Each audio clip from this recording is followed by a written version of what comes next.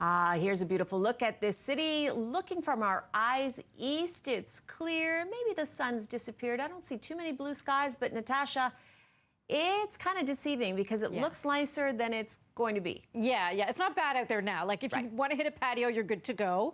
And it's really good photography weather. Do you know that when the cloud comes in and covers the sun, because you don't get the shadows? That's right. It's a softer light. Yes, a softer light, exactly. It's almost like putting a Paris filter on your face. It's great. Shout out to the Paris filter.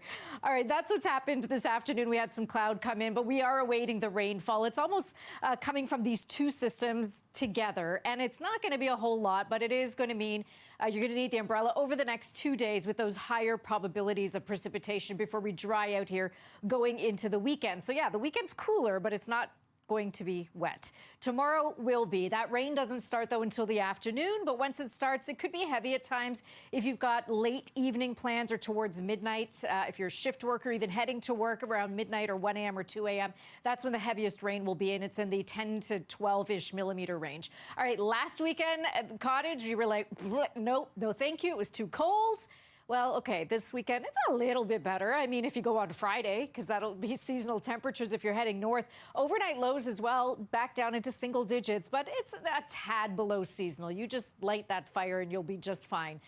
Right now, we are sitting bang on seasonal, which is 21 degrees in the city of Toronto. Now, we look in the upper atmosphere. What brings the heat is when the jet stream goes really high above us and high pressure is over us. Well, we don't have that right now. We won't have that Thursday. We won't have that on Saturday. And this is what's going to help to keep things a little bit unsettled, cloudy, and cool and below seasonal. So we want to get out of this dip right here.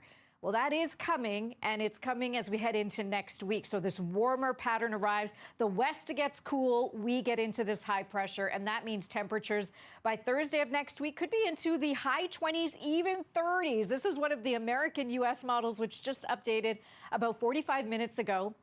And that's not including the humidity. That's actual measured air temperature 2 meters above the ground. Then we're going to bring in humidity at the same time.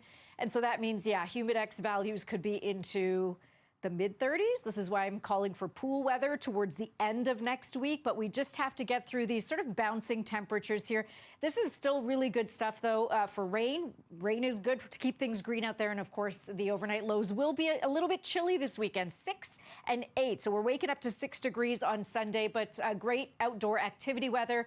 Do that now while that humidity stays low, because even though, yes, it's nice for pool weather, once the heat arrives and the sun and the humidity, you'll want to likely have to limit your indoor, oh my goodness, I can't even speak. Limit your outdoor activities. You know what I'm talking about, Cynthia. I absolutely hear you. There you go.